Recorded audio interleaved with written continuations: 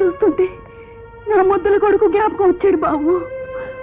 వాడిప్పటిదాకా బ్రతుకున్నట్టయితే అచ్చన్ని మోస్తరుగా ఉండేవాడు బాబు, అచ్చన్ని మోస్తరుగా ఉండేవాడు. మీ అబ్బాయి? అవును బాబు, భగవంతుడి శాపం వల్ల ఇదే స్థలంలో ఈ చేతులతోనే నా కుమారుణ్ణి పూడ్చాను. ఆనాటి నుంచి ఊరు లోకం సర్వం నాకు ఈ చోటు వదిలేసి నేనెక్కడికి పోలేను బాబు. ఆత్మీయులు మీకు ఈ లోకంలో ఎవరూ లేరా? ఆ కన్నీటి కథ జ్ఞాపకం చెయ్యకు ఇప్పుడు, అది మాత్రం జ్ఞాపకం చెయ్యకు.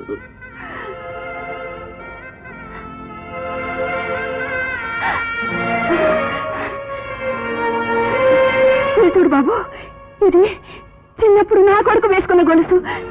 నేను నా బిడ్డగా ఊహించుకుని నేను ఈ గొలుసు నీ మెళ్ళో వేస్తున్నాను. ఒక్క మాట బాబు, నన్ను ఒకే ఒకసారి నువ్వు అమ్మా అని పిలు బాబు. ఏది పిలవరా? పిలు బాబు.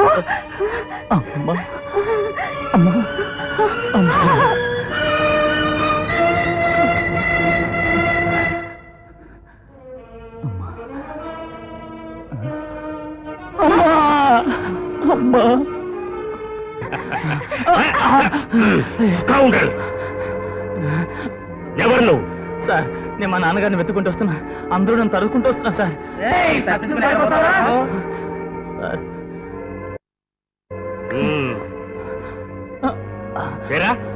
మీ నాన్న ఇక్కడున్నాడా? ఎవరో ఇంకా నాకు కనిపించలేదే.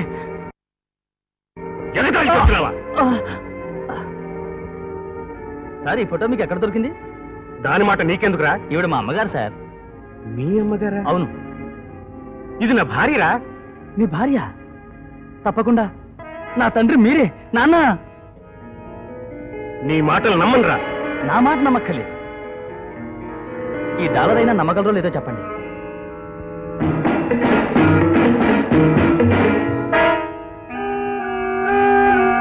నన్ను మా అమ్మని మీ నుంచి వేరుపరిచింది ఈ డాలరే కదండి.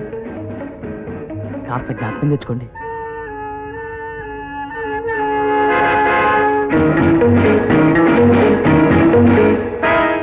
ఇస్తావా లేదా?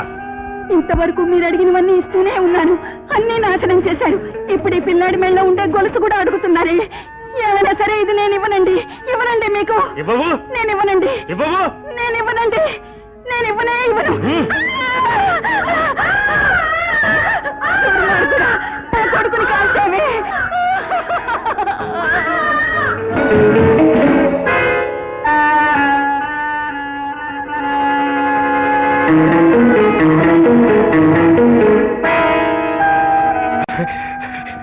నువ్వు నా కుమారుడివే. అమ్మ అందరినీ వదిలి వెళ్ళిపోయిందా? నా భార్య గతించిందా? అవునన్నా. అమ్మా నాన్నెక్కడా ఎక్కడా అని అడిగినప్పుడల్లా దిగులు పడకు, నేను చచ్చేలోగా ఒకరోజు మీ నాన్నగారిని చూపిస్తానని ఓదారుస్తూ ఉండేది. ప్రాణం ఊగిసలాడుతున్న ఆఖరి క్షణాల్లో ఈ స్థలానికి పోతే మీ నాన్నగారు అక్కడ కనిపిస్తారని చెప్పి శాశ్వతంగా కన్ను మూసిందమ్మా. ఆ దేవతను ఎన్నో బాధలు పెట్టాను రా, ఎన్నో బాధలు పెట్టాను. నే అనుకున్నది నువ్వు అన్నావు. దానికోసమే విదేశాల నుంచి పెద్ద పార్టీని రమ్మన్నాను. అతను 2-3 రోజుల్లో వస్తాడు. వస్తే నీ సలహా ప్రకారం చేస్తాను. ఓకే? Okay daddy. హలో కుమారా, కుమారా, మన సంగతి ఏమైంది? అంతా సక్సెస్ఫుల్ గా పూర్తయిపోయింది. రేపు ఉదయాన్నే నువ్వు రాణి కలిసి దుబాయ్ దేశపు వ్యాపారస్తులా ఇక్కడికి రావాలి. మిగతా సంగతులన్నీ నేను చూసుకుంటాను. ఓకే? ఓకే. హలో సర్కార్. కమాన్. మిమ్మల్ని ఇలా కలుసుకోవడం మహదానందంగా ఉంది. మాకి మిమ్మల్ని కలుసుకోవడం మహదానందంగా ఉంది. హలో. హలో. లోపలికి పోదామా? జరూర్ జరూర్. ఇప్పుడు మేము త్వరగా బిజినెస్ ఫినిష్ చేసుకుని వెంటనే బాగ్దాదుకు బయలుదేరాలి. అందుచేత దాచిపెట్టిన వస్తువులన్నీ వెంటనే తీసుకొచ్చేస్తాను. బాస్, తొందరపడకండి. నేను పంపిన సేట్ వీడు కాదు. ఈ మనిషి ఎవరు? హోటల్ రూమ్ లో వాడిని కట్టిపడేసి వాడి వేషం వేసుకొచ్చిన డూప్లికేట్ సేట్. డూప్లికేట్? అవును, వీడే మన విరోధి విజయ్. అది వాడి లవర్.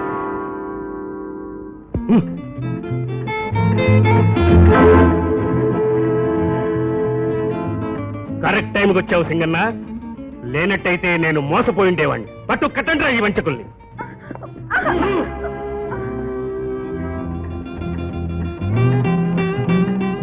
బాస్, ఇతనెవరు? నా కుమారుడు. తప్పిపోయిన నా కుమారుడు. ఓహో, ఈ వేళ ఇక్కడ ఎన్నెన్నో వింతలు విడ్డూరాలు జరుగుతున్నాయి. ఇకపైన మనకి కష్టం లేదు. వీళ్ళందరినీ క్లోజ్ చేస్తే మనందరూ సంతోషంగా ఉండొచ్చు. చెప్పు సింగన్న, వీళ్ళని నరకమంటావా లేక కాల్చమంటావా? ఆ సత్కార్యాన్ని మీరు చెయ్యొద్దు. ఏ, నువ్వే చేస్తానంటావా? కాదు, ఆ పుణ్యకార్యాన్ని మీ సుపుత్రుడు చేస్తాడు. నేనా? అవును. విజయ్ వాళ్ళ నాన్న కోసం మీ నాన్నను చంపాలని వచ్చాడు.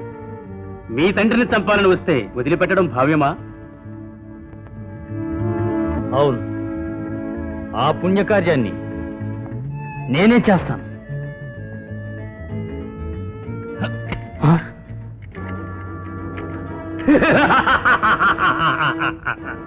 ఆప్తుల వల్ల ఆపదలు రావచ్చని నేను ముందుగానే ఊహించాను. అందుకే తుపాకీలో ఉన్న గుళ్ళు భద్రంగా దాచిపెట్టాను. బాస్, వీడు మీ కుమారుడు కాదు, విజయ్కి ప్రాణమిత్రుడు కుమార్. కుమారా? కొడుకు అని చెప్పి కొంపతీద్దాం అనుకున్నావా? పట్టుకట్టండి రావిండి.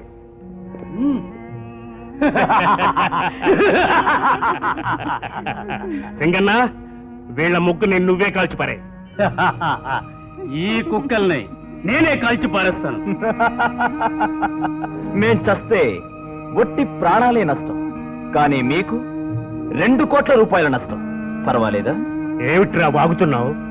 కొడుకనుకుని దాచుకున్న ధనమంతా చూపించావే, అదంతా లేకుండా చేశాం. బెదిరిస్తున్నావా?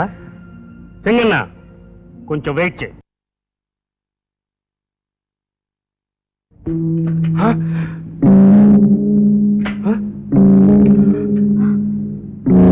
మోసం జరిగింది.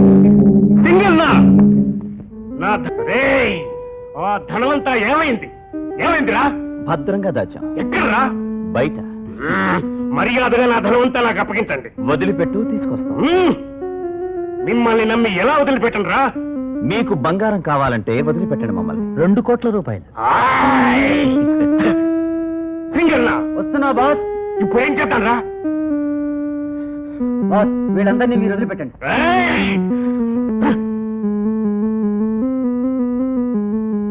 గుడ్, వాళ్ళని వదిలేయండి.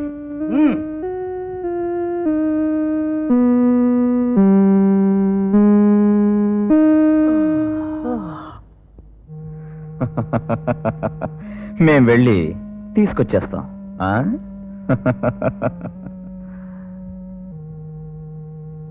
ఒక గంట సేపట్లో మీరు లేదంటే అయితే